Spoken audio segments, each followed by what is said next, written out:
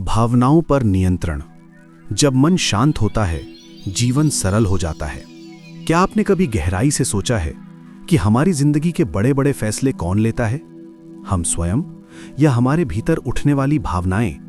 गुस्से में बोले गए शब्द, दुख में लिए गए फैसले, डर में छोड़े गए रिश्ते अक्सर समय बीतने के बाद सिर्फ एक ही चीज देते हैं, पछतावा। कभी कभी हम खुद से कहते हैं, काश उस दिन मैंने ऐसा ना कहा होता, काश उस समय थोड़ा रुक गया होता, काश मैंने भावनाओं में बहकर यह फैसला न लिया होता। लेकिन तब तक देर हो चुकी होती है। इसीलिए हमारे शास्त्रों में बहुत गहरी बात कही गई है, जिसने अपने मन को जीत लिया उसने पूरी दुनिया जीत ली। क्योंकि जो व्यक्ति अपने मन को नहीं समझ पाया, वो चाहे बाहर से कितना भी सफल क्यों ना हो, अंदर से हमेशा अशांत रहता है। भावनाएं बुरी नहीं होती, लेकिन उन पर नियंत्रण जरूरी है। सबसे पहले यह समझना जरूरी है, भावनाएं होना कोई कमजोरी नहीं है।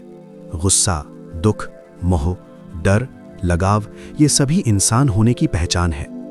अगर आपको गुस्सा आता है तो इसका मतलब ये नहीं कि आप गलत हैं।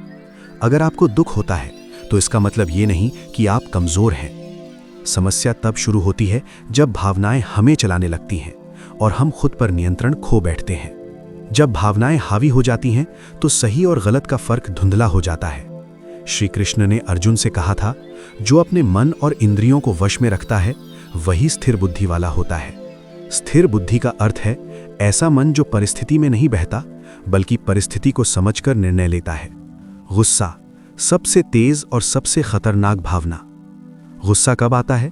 जब हमारी उम्मीदें टूट जाती हैं, जब हमें लगता है कि हमारे साथ अन्याय हुआ है, जब हमें समझा नहीं गया।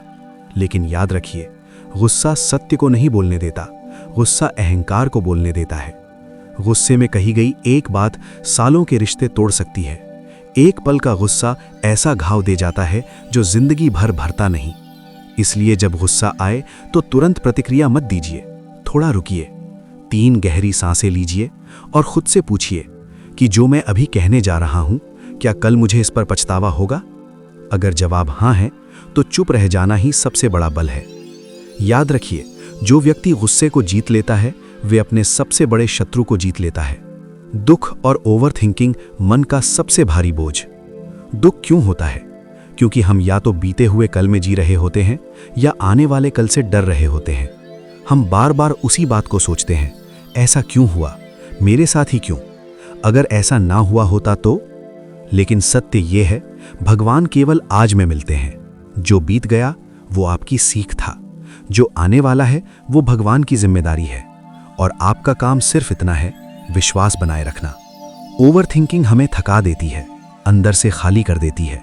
इसलिए जब मन बहुत भारी हो जाए तो खुद से कहिए, मैं अभी इस पल में सुरक्षित हूं। क्योंकि ज्यादातर डर असल में कभी होते ही नहीं। लगाव, जहां से सबसे ज्यादा पीड़ा जन्म लेती है। हम अक्सर लोगों से नहीं, अपेक्षाओं से जुड़ जाते हैं। हम चाहते हैं लोग वैसा ही करें जैसा हम सोचते हैं, वैसा ही बोलें जैसा हम चाहते हैं। और जब ऐसा नहीं होता तो हमें दर्द होता है। राधा और कृष्ण का प्रेम इसलिए अमर है क्योंकि वहां अधिकार नहीं था, वहां समर्पण था। ना शिकायत, ना दबाव, ना बंधन। प्रेम रखिए, लेकिन किसी को अपनी खुशी का बोझ मत बनाइए। क्योंकि जो प्रेम बांधता है वो पीड़ा देता है, और जो प्रेम मुक्त करता है वही शांति देता है। भावनाओं पर नियंत्रण पाने के 5 शक्तिशाली उपाय। पहला उपाय, प्रतिक्रिया नहीं, उत्तर दीजिए। हर बात का जवाब देना जरूरी नहीं, कभी कभी मौन सबसे सुंदर उत्तर होता है। दूसरा उपाय, रोज 5 मिनट मौन में बैठिए, सिर्फ अपनी सांसों को महसूस कीजिए। धीरे धीरे मन शांत होना सीख जाएगा। तीसरा उपाय, जो आपके नियंत्रण में नहीं उसे छोड़ दीजिए। हर चीज आपके बस में नहीं होती और ये बिल्कुल ठीक है। चौथा उपाय, भगवान से बात कीजिए, शिकायत नहीं। कहिए, हे प्रभु, मुझे संभाल लीजिए, मेरे मन को शांत कर दीजिए। पांचवा उपाय, याद रखिए, ये भी बीत जाएगा। कोई भी भावना स्थायी नहीं होती, ना दुख, ना गुस्सा, ना डर।